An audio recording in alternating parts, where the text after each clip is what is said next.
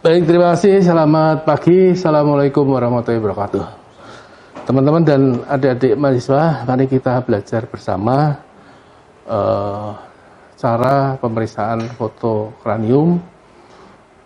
Ya, meskipun foto kranium hanya berupa gambar, tapi pemeriksaannya memerlukan cara-cara yang terstruktur. Karena di ruangan ini hanya ada saya dan beberapa teman yang membantu, maka izinkanlah saya melepas masker supaya saya berbicara tidak terlalu ngos-ngosan. Ya. Masker saya lepas, saya simpan di tempat yang aman supaya tidak mengkontaminasi dan tidak terkontaminasi oleh luar. Baiklah, sebelum kita memeriksa foto kranium, ya, artinya kita itu harus mengerahkan ilmu untuk mempengaruhi orang lain supaya mereka tahu dan mengikuti kehendak kita. Nah, untuk seperti itu saya coba cari-cari catatan, ya. Ternyata keterampilan, intelektualitas dan moral yang cukup tinggi untuk bekal hidup kita itu perlu disampaikan, perlu dibawakan dengan cara-cara yang khusus, gitu. Boleh saja orang pandai, boleh saja orang terampil, tetapi kalau cara menyampaikannya tidak simpatik, orang lain tidak akan tidak mau percaya. Nah, untuk menyampaikan sesuatu itu seseorang harus bisa memilih kata-kata yang tepat, yang baik. Ya, ibaratnya kata-kata setengah mati. Saya sudah bekerja setengah mati. Itu benar apa tidak? Kalau dihitung setengah mati berarti setengahnya adalah setengah hidup. Ya. Kenapa tidak dibilang saya bekerja setengah hidup? Nah, tidak cocok. Nah, kata-kata yang tepat, misalnya kalau dalam bahasa Jawa lebih banyak itu, ya, Pak Reneo, nah, maksudnya memanggil orang itu datang kepada kita. Tapi mungkin kita bisa lebih halus, Bapak Kulaturi Binara beriki, ya, podo maksudnya sama, tetapi kata-kata yang memilih kata-kata yang tepat pada saat itu. Kemudian menentukan intonasi bicara. Bicaranya sama aja kalau kita marah itu teriak keras gitu. Padahal yang diucapkan kata-katanya sama. Ya. Monggo Binara atau mari duduk gitu. Sama dengan duduk. Nah, maksudnya sama, tapi intonasinya berbeda. Orang akan lebih suka yang lemah lembut. Irama bicara, iramanya yang teratur seperti, taruhlah, ya tidak seperti orang menyanyi, tapi paling tidak irama itu membuat sejuk yang mendengar. Mimik, kadang-kadang kita membicarakan sesuatu dengan ekspresi wajah yang marah, atau ekspresi wajah yang datar, atau ekspresi wajah yang bersahabat, itu berbeda. Ya. Ritme bicara, ada yang bicara keras, ada yang cepat, itu ada yang lambat. Gitu. Memang pembawa berita memang diatur durasi waktu, jadi dia harus cepat, tapi memang juga kosakatanya harus terucap dengan jelas. Nah, itu penting di dalam menyampaikan pendapat. Kemudian logika antar kata dan kalimat. Jadi katanya harus nyambung. Satu dengan lainnya nyambung sampai dengan tujuan akhirnya. Apa yang kita bicarakan, kita sampaikan itu dimengerti oleh orang dengan enak, tanpa menyakiti, tanpa melukai hati yang mendengar maupun orang lain. Kadang-kadang kita ngomong mesra, akhirnya ya taruhlah kalau nilainya 69 ya dibulatkan jadi 70. Tapi kalau tidak ada ya nilainya 69 dibulatkan jadi 65 lah, tidak lulus. Itulah kira-kira sekedar pendahuluan supaya ada sesuatu yang beda pada pertemuan kali ini. Baiklah, kranium atau kepala. Ya. bahasa kepala itu bahasa Indonesia yang menyangkut seluruh, tapi kranium ini hanya tulang-tulangnya saja. Adalah kerangka aksial ya, bersama vertebra itu kerangka aksial.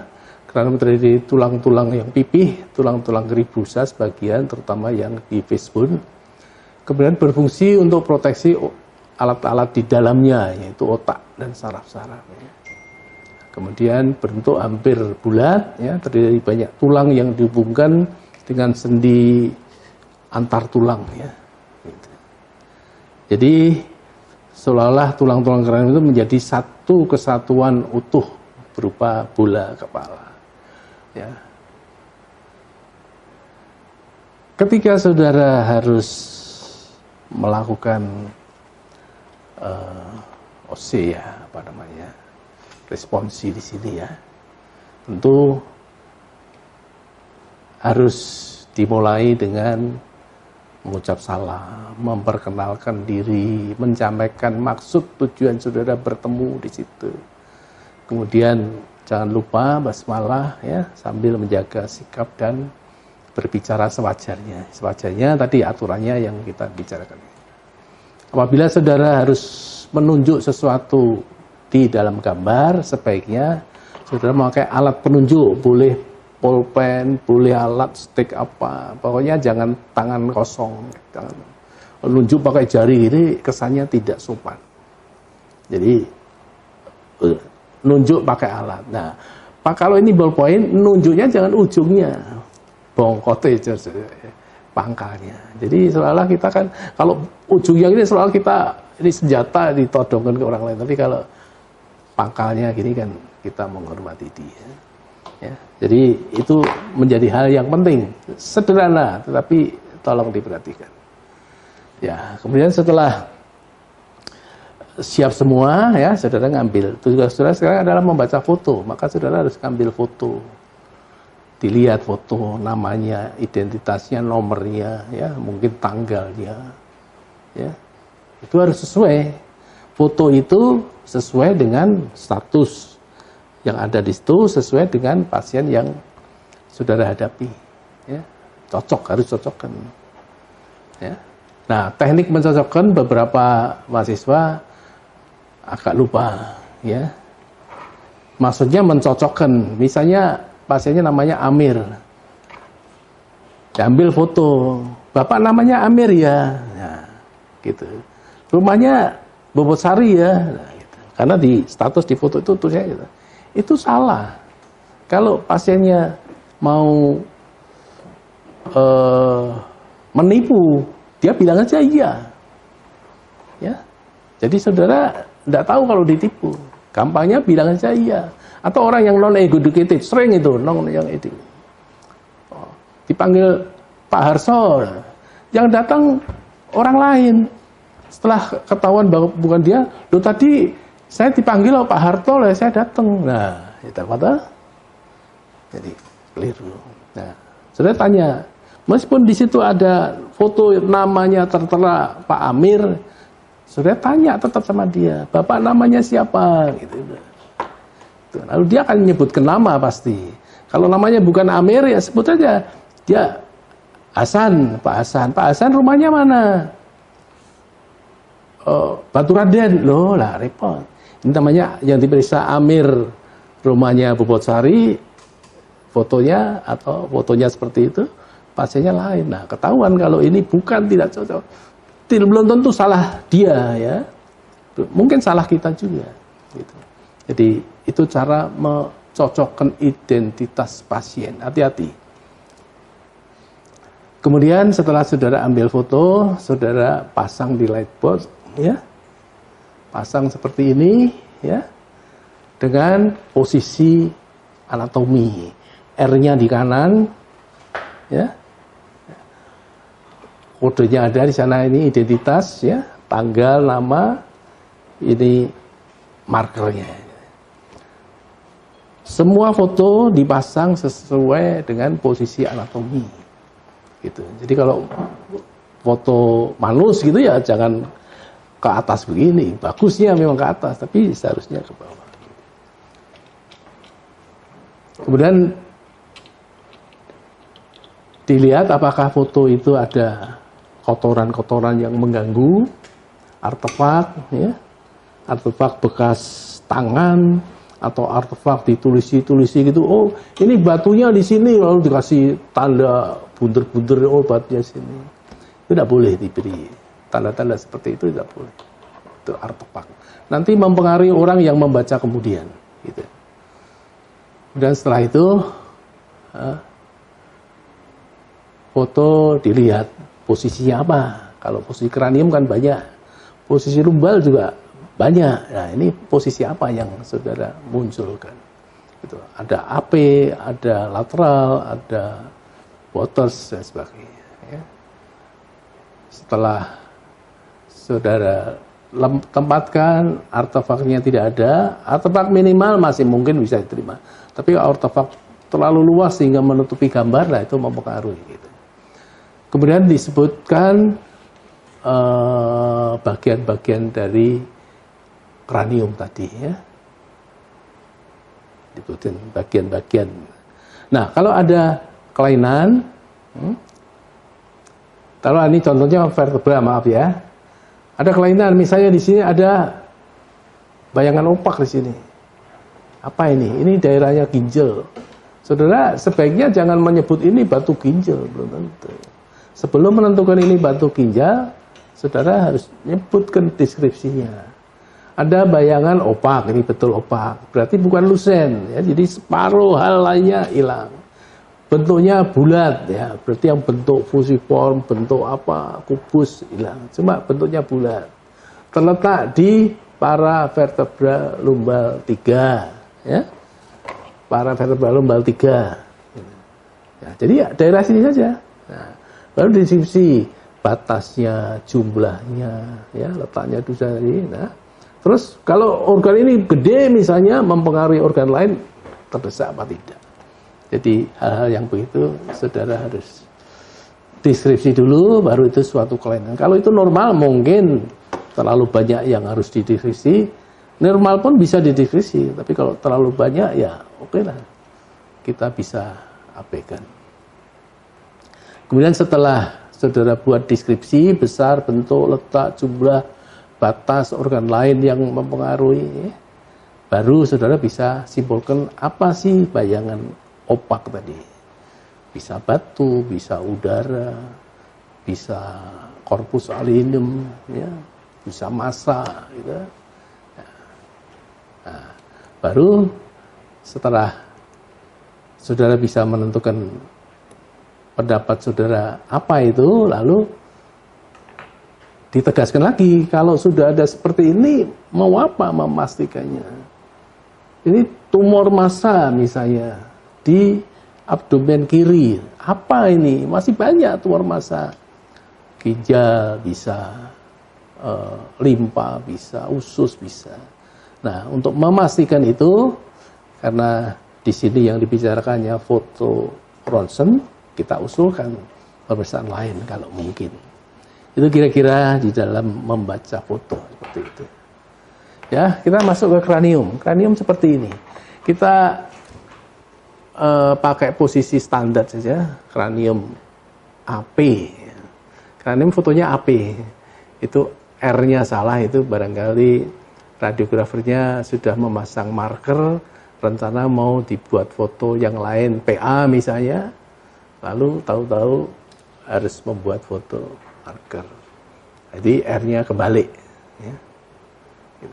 Itu sering dan wajar terjadi di radiologi. Tapi sudah bisa pasti bahwa itu kanan. Ya. Tulang-tulang yang harus diperhatikan, ya, kita nunjuk tulang-tulangnya apa di situ. Ya.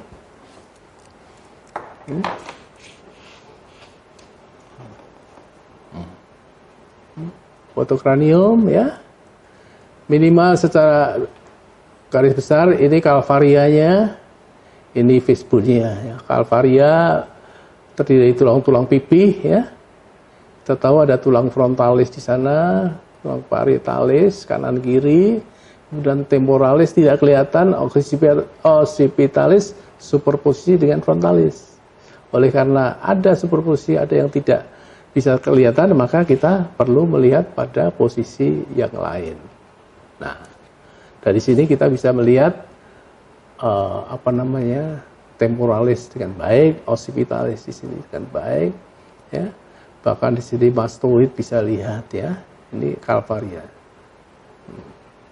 Tulangnya pipi hampir rata, jadi kita bisa melihat sebaliknya meskipun superposisi, ya.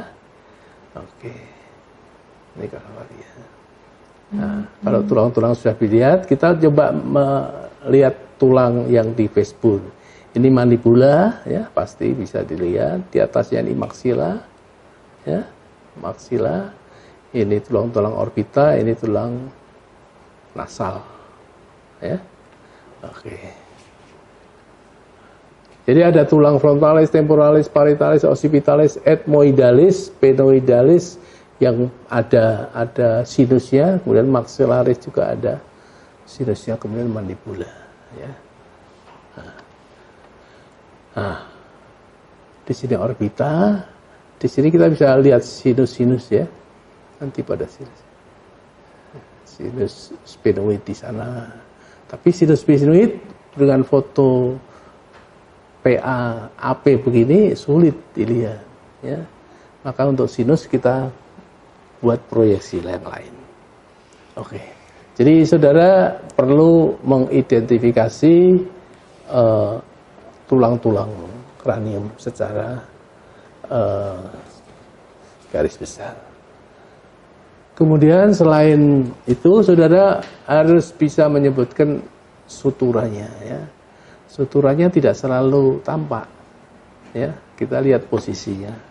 Nah, di sini kita bisa melihat ini sutura yang di depan sini, ya. Parieto frontalis gitu. Ini di sini ada sutura, ya. Nah, kalau yang depan, nah, di sini ada sutura, di sana ada sutura, di sana ada sutura. Jadi terbagi dua. Di tengah ini ada fontanella, ya. Gitu. Oke. Lalu kita melihat fontanella mayor di depan, fontanella minor dibentuk oleh, kalau minor dibentuk oleh occipitalis dan parietalis kanan kiri. Kalau yang mayor dibentuk oleh parietalis kanan kiri dan frontalis kanan kiri. Kemudian sinus. Nah, sinus itu adalah rongga yang berada di dalam tulang. Ada 4 sinus, ya, masing-masing 2 kanan kiri.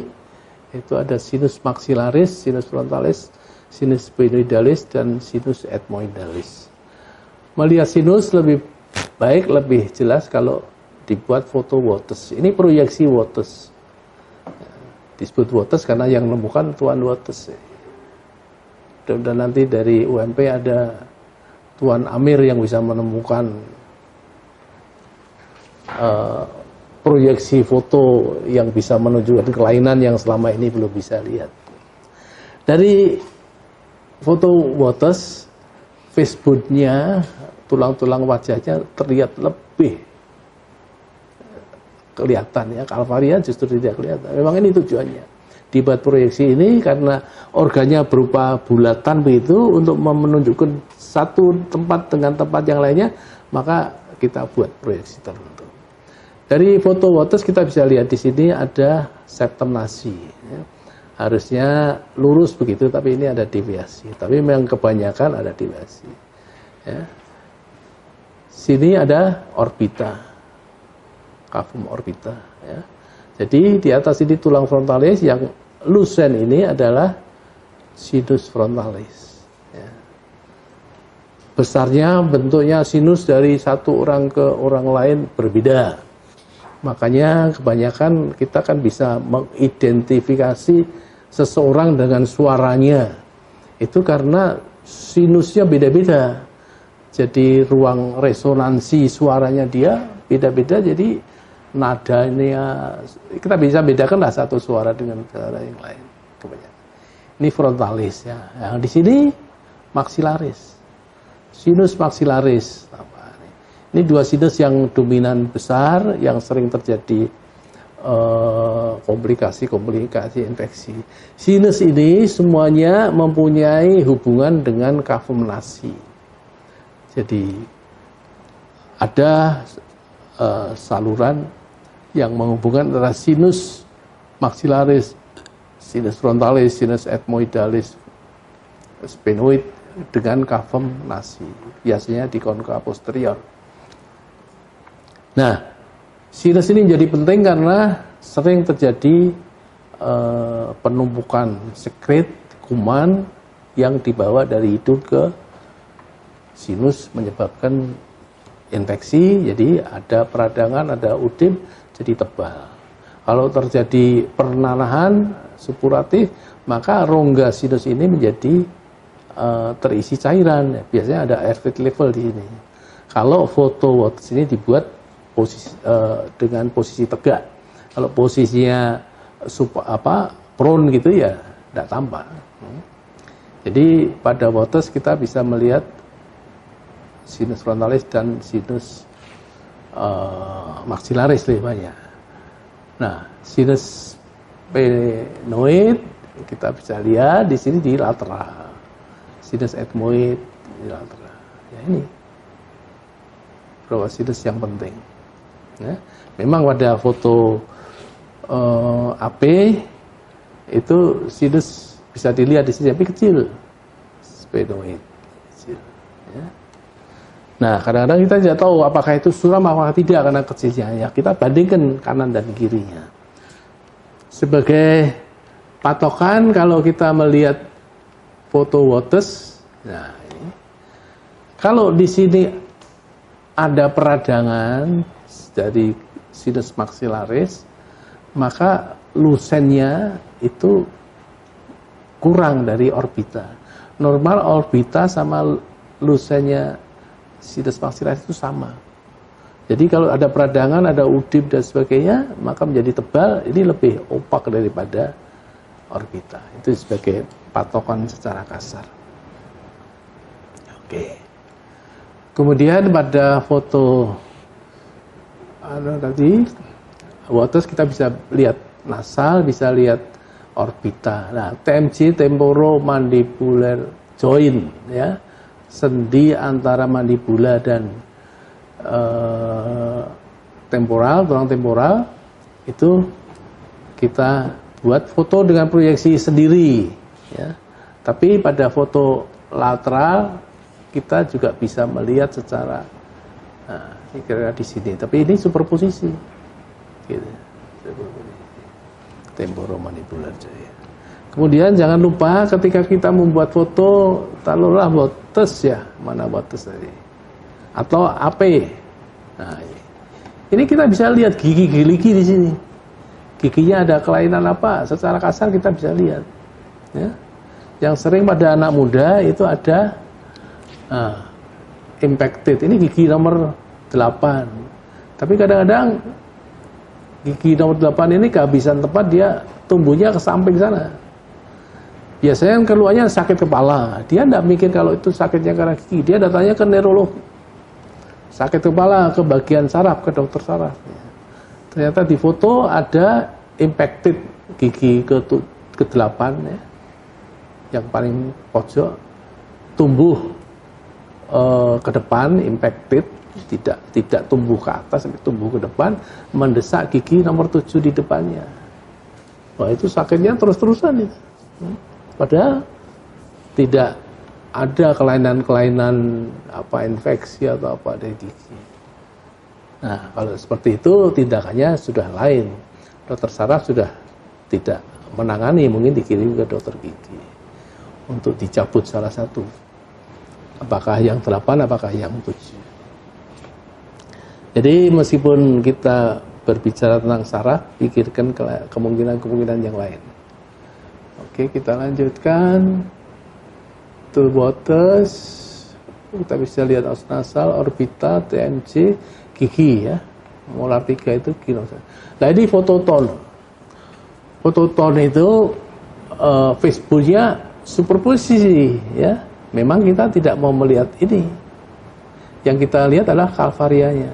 Nah, jadi kalau ada fraktur ya, yang minimal tadi pada foto lateral curiga, kita buat foto tol. Mungkin ada fraktur di sana. Ya. Jadi kalvarianya lebih dominan terlihat. Juga kita bisa melihat ospetrosum, fragmentisasi dari mastoid itu terbentuk atau tidak terbentuk atau bahkan terjadi infeksi kesuraman. Gitu. Bahkan kolesteatum kadang-kadang komplikasi dari mastoiditis bisa terlihat pada foto tol kanan kiri. Gitu. Nah, kalau kita tanya apakah ada kolesteatum, kita minta foto kranium, ya tidak tampak. Kalau tampak ada kolesteatum, kita tidak tahu yang kanan apa yang kiri, karena pada foto lateral superposisi itu. Pada foto AP tidak jelas tampak. Jadi sebuah objek kranium bisa difoto dari beberapa macam sudut untuk melihat kelainan-kelainan yang lain. Oke. Nah, jangan lupa juga dinilai jaringan lunaknya, jaringan kulitnya ya. Kadang-kadang ada impresi dari fraktur itu menyebabkan kulitnya dekok gitu, atau justru laserasi, kita bisa melihat. Tabula interna itu adalah tepi dari lapangan di tabula itu apa ya, lembaran ya. Dari tulang pipi tadi ada lembaran atas, ada lembaran bawah, lembaran luar dan lembaran dalam. Yang tabula externa itu yang dinding luarnya, yang tabula interna itu yang di dalamnya, diantaranya kita sebut diploe. Ya. Dan stela tursika akan tampak pada foto lateral. Ya. Sulcus arteriosus itu adalah sulcus yang dibentuk karena adanya pembuluh darah di antara meningen dan tabula interna. Itu ada arteri, ada vena banyak. Maka pada pertumbuhannya ruangan itu akan terbentuk sehingga diploidnya tipis. Jadi tabula internya melengkung gitu. Nah, kalau kita foto dari AP atau dari lateral, maka terlihat diploid yang tipis tadi lebih lusen daripada yang tidak ada pembuluh darahnya. Jadi itu garis itu seperti garis fraktur. Itu. Jadi diploid ini kadang-kadang berbentuk garis lusen yang di diploid itu kadang-kadang diduga fraktur. Bedanya kalau fraktur itu batasnya tegas, lusen batasnya tegas. Kalau sulcus arteriosus itu batasnya tidak tegas. Digital marking itu gambarannya sama dengan kalau jari kita menekan menekan benda yang empuk itu ya, kan membekas itu. Nah itu kalau bekasan jari itu ada pada tabula interna, itu kita sebut digital marking. Itu tandanya ada peningkatan tekanan intrakranial yang lama. Jadi ketika saudara meriksa, ya, saudara sebutkan itu ada dan tidaknya. Kalau ada, bagaimana, bentuk dan sebagainya. Kemudian setelah saudara melihat keseluruhannya, baru saudara simpulkan bahwa tadi garis yang lusen tadi fraktur misalnya, ya, bahwa tadi yang suram di sinus itu adalah radang misalnya. Ya. Jadi kumpulan dari tanda-tanda tadi, saudara bisa tentukan diagnosanya. Diagnosa radiologis ya, ini diagnosa radiologis, bukan diagnosa klinis. Ya. Diagnosa, karena diagnosa klinis bisa lain lagi, atau paling tidak istilahnya lain. Gitu. Diagnosa radiologis. Kemudian kalau kita masih belum bisa menunjukkan diagnosa dari pemeriksaan ronsen tadi, X-ray tadi, maka kita boleh mengusulkan pemeriksaan lainnya. Gitu.